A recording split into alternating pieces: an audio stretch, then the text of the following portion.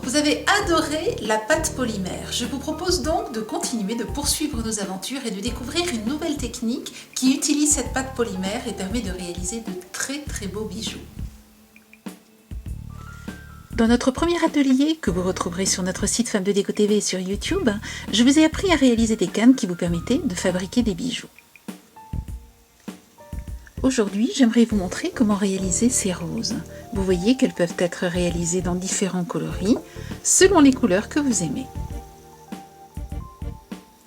La première fois que j'ai vu des bijoux réalisés avec cette technique, j'ai pensé que ce serait très difficile. Mais en fait, ça n'est pas du tout le cas. Il faut simplement connaître la technique. Regardez. Commencez par choisir deux couleurs contrastées. Vous voyez ici donc du foncé. Et vous voyez de ce côté du très clair. Alors cela peut être du biscuit, du chair, du blanc, du champagne, à vous de choisir.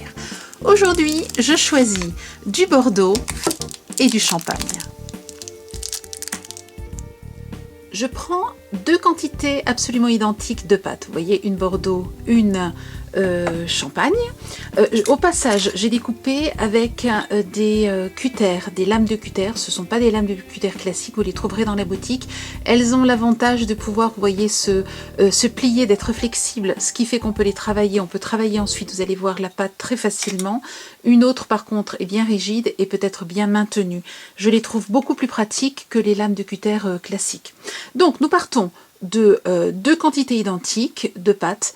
Et nous allons utiliser aussi la machine à pâte. Alors la machine à pâte est vraiment l'élément à mon avis qui est essentiel quand vous voulez vous intéresser à la pâte polymère. Vous allez l'utiliser tout le temps et cela va vraiment vous faciliter le travail. Ce que je fais aujourd'hui, bien sûr, vous pourriez le réaliser avec le rouleau. Ce sera un petit peu plus long, un petit peu plus fastidieux et vous n'aurez peut-être pas le résultat identique, c'est-à-dire il sera moins régulier.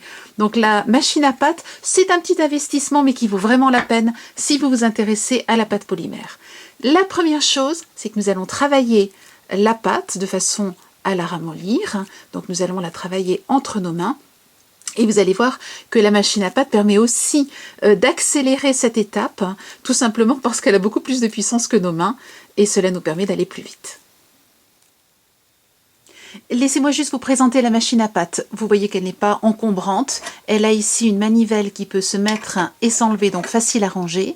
Vous avez ensuite un élément ici qui vous permet de la placer sur la table et donc de la maintenir très stable. Vous voyez qu'en ce qui me concerne, je place toujours un torchon de façon à bien protéger la table. Vous avez ensuite de l'autre côté de la machine à pâte, ici un bouton que vous pouvez tourner qui va de 1 à 6. Et cela correspond à l'épaisseur ici de vos rouleaux, donc l'épaisseur de la pâte que vous allez vouloir avoir. Il vous suffit donc d'appuyer sur ce bouton et de tourner à différentes épaisseurs tout au long de votre travail. Donc lorsque je vous dirai position 6, il s'agira d'un de ces chiffres que vous avez ici, position 5, 4, 3, 2, 1, etc. 1 étant le plus fin, 6 le plus épais. Je commence avec la pâte claire et je la travaille un petit peu dans les mains. Ensuite, je vais la placer dans la machine à la position numéro 6 et je vais simplement tourner la manivelle.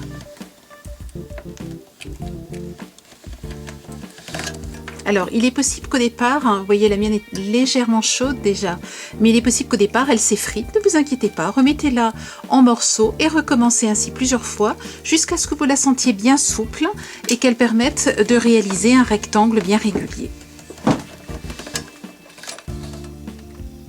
Voilà, j'obtiens un premier rectangle qui me convient. Je vais maintenant passer à la deuxième pâte, la pâte bordeaux.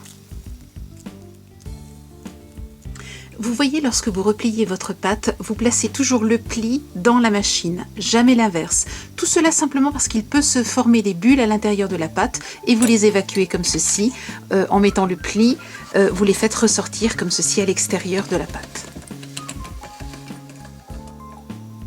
Vous voyez, vous obtenez deux rectangles.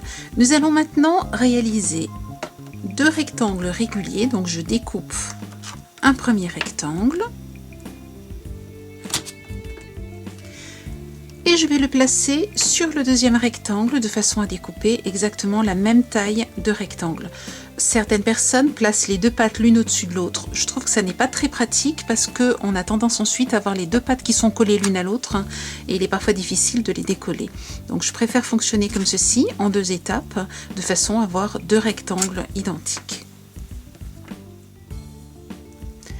Je vais maintenant utiliser ma lame à patte pour découper en biais les deux rectangles superposés. Vous voyez ce que je fais, je pars bien sur la diagonale de mon rectangle, mais je laisse par contre un petit bord ici et je découpe.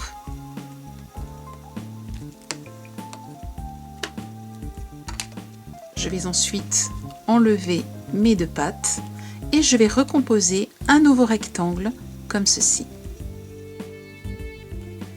J'ai placé mes deux rectangles sur une surface sur laquelle vous puissiez bien voir le champagne. Et vous voyez maintenant, je soude les deux éléments entre eux.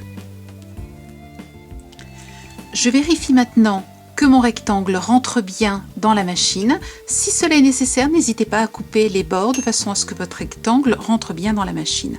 Ensuite, positionnez votre machine sur 5. Rappelez-vous que tout à l'heure, quand nous avons fait ces épaisseurs-là, c'était 6. Maintenant, c'est 5. Et passez simplement votre pâte dans la machine. Voilà ce que vous obtenez. Pliez en deux et repassez dans la machine. Souvenez-vous, toujours avec le pli côté des rouleaux. Et vous recommencez.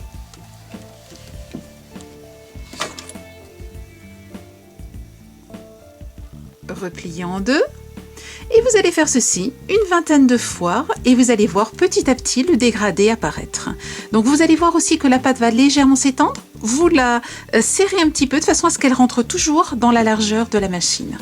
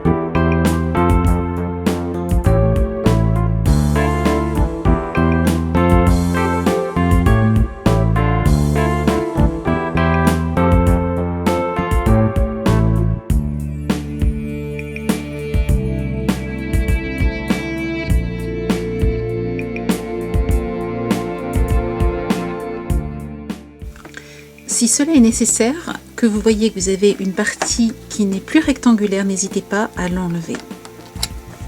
Et continuez. Vous voyez, au bout d'une vingtaine de fois, vous obtenez un très joli dégradé que vous allez à nouveau plier en deux. Cette fois-ci, vous allez modifier la position de votre machine. Nous étions à 6, nous sommes passés à 5, nous passons à 4. Et nous allons maintenant, par contre, réaliser un long ruban. Donc vous voyez, j'ai plié en deux et cette fois-ci, je vais passer ma pâte dans ce sens-là.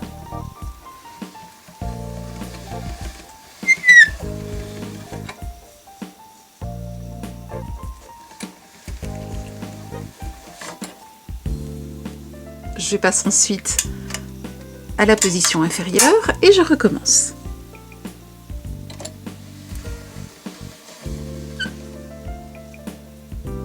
Je diminue encore.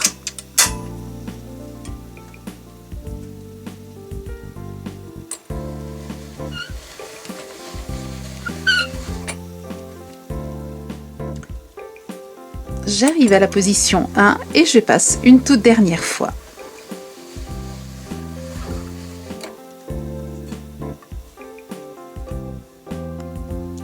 Vous voyez, nous obtenons maintenant un très long ruban en dégradé allant du blanc jusqu'au bordeaux.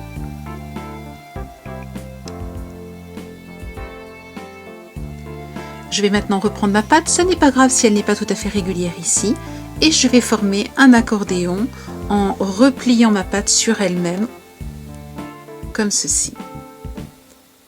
Donc je veille toujours à avoir ici, c'est ça ma référence, je veille toujours à avoir ici mon bord bien régulier.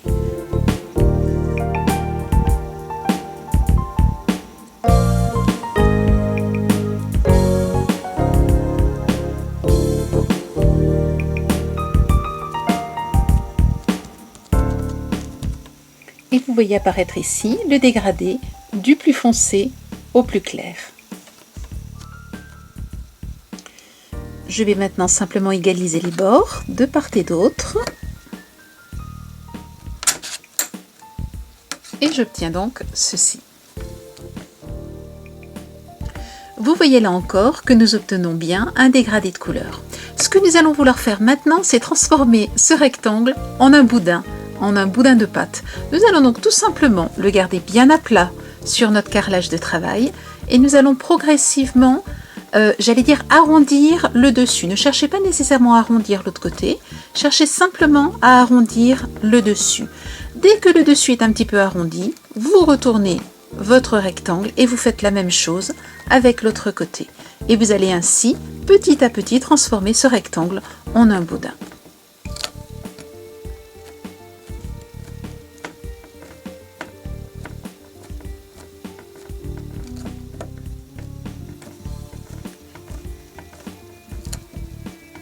Et vous voyez comment progressivement le rectangle est devenu un boudin de pâte. Nous allons maintenant le rouler.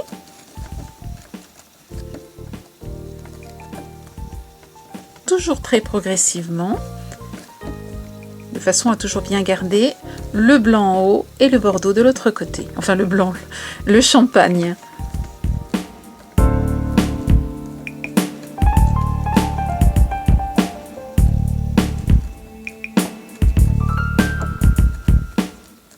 Vous allez ainsi l'agrandir jusqu'à ce qu'il mesure 20 cm. Je découpe donc les deux côtés. Je découpe ensuite à 10 cm de façon à avoir deux boudins. Et je découpe l'autre côté. Je place ensuite mon premier boudin sur la règle, donc à 10 cm. Et je découpe deux petits boudins de 2 cm chacun. Je reprends maintenant mon deuxième boudin et je vais l'agrandir à 18 cm.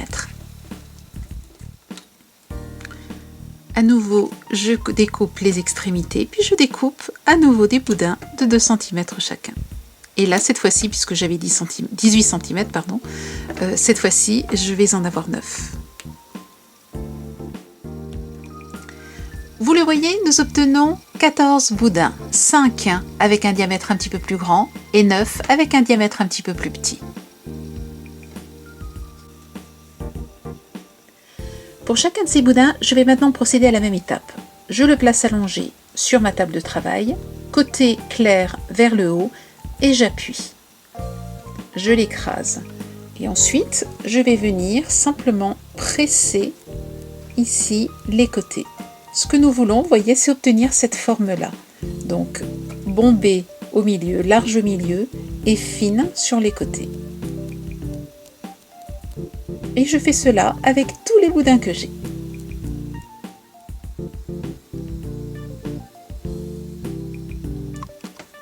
Une fois que cela est fait, je différencie bien mes 5 plus gros boudins des 9 plus petits. Et je vais commencer avec les petits en prenant un premier boudin et en le retournant sur lui-même. Je garde toujours la partie blanche à l'extérieur. Je vais donc tout doucement le retourner sur lui-même.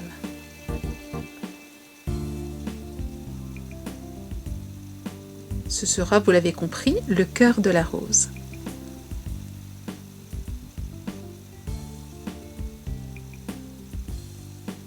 Ensuite, le reste est vraiment très très simple. Vous allez reprendre les boudins. Alors, je vous conseille toujours de vérifier. En faisant cela, vous voyez, on agrandit très légèrement. Donc, rediminuez-le, votre cœur. Et ensuite, vérifiez que vous avez toujours les bonnes longueurs pour pouvoir rajouter ensuite les pétales. Donc, vous voyez, nous allons simplement rajouter comme ceci les pétales en gardant toujours le côté blanc à l'extérieur.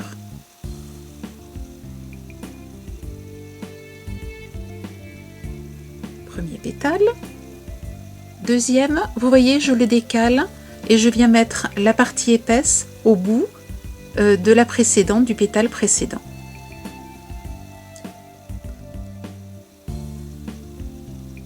Et je continue. Je vérifie la taille. Au besoin, j'étire un petit peu et je recommence. Toujours la pointe à la fin du pétale précédent. Vous voyez, c'est vraiment très simple à réaliser.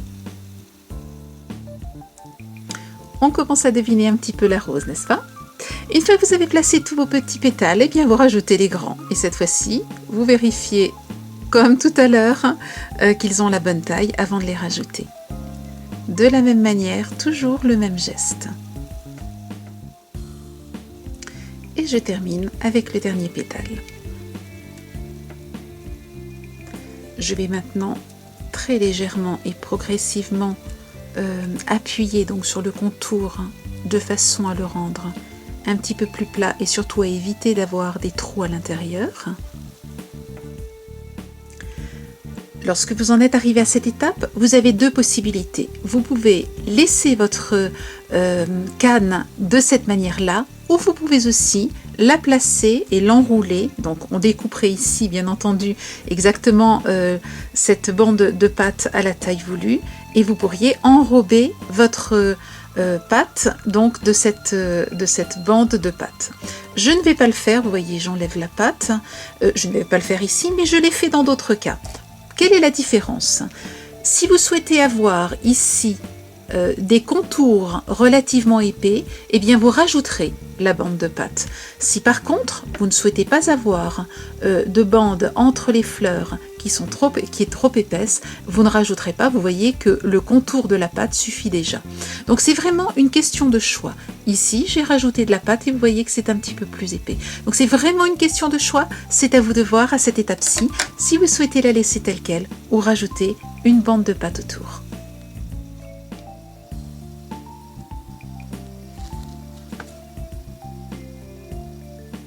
Et voici le résultat. Pour réaliser un pendentif, voici ce que je vous propose.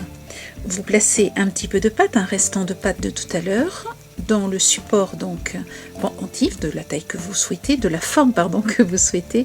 Il peut être ovale comme celui-ci, ou cela peut être un trapèze comme celui-là.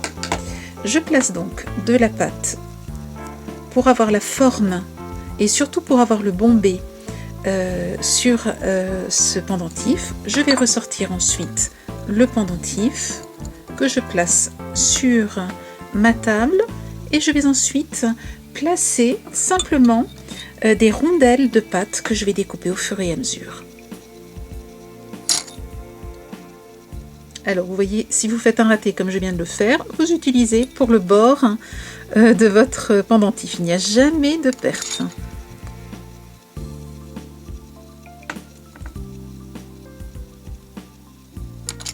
Et je vais ici découper des petits bouts pour avoir un petit bout de ce côté-là. Je vais légèrement former celui-ci de façon à ce qu'il rentre là. Voilà, cela devrait suffire. Je garde ces petits bouts-là pour d'autres créations. Et je vais repasser mon rouleau de pâte en respectant bien le bombé de mon pendentif. Ce que je veux, c'est que les différentes parties se soudent entre elles. Je reprends mon pendentif et je replace donc ceci sur mon pendentif en veillant à bien centrer cette fois-ci. Voilà. Et je vais simplement ici appuyer tout autour de façon à marquer le contour. Une fois que cela est fait, il ne reste plus qu'à découper. Alors je n'ai pas encore fait complètement, mais je vais déjà découper, dégrossir l'excédent de pâte. Donc j'enlève, vous voyez, l'excédent de pâte.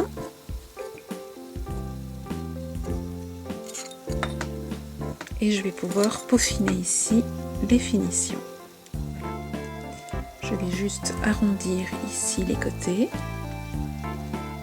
Et vous voyez comment très simplement réaliser ce pendentif.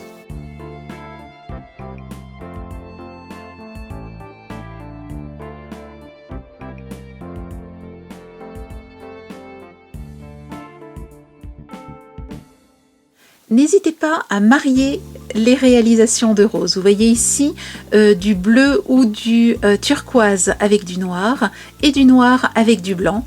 Vous voyez, ce sera un très joli pendentif dans lequel je vais simplement enfiler ici des perles que j'aurai réalisées de la même manière sur un ruban de cuir. Regardez un petit peu ce que l'on peut faire donc avec cette technique, avec ces roses.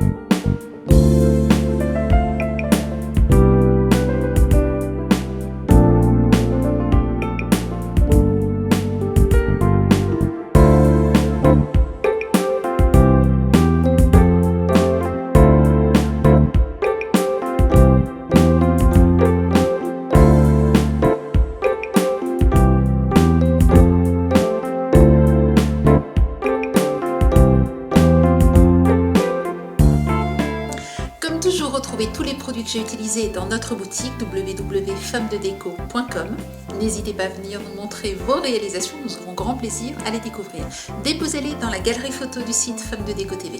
Je vous souhaite une belle semaine créative et je vous dis à la semaine prochaine. Au revoir.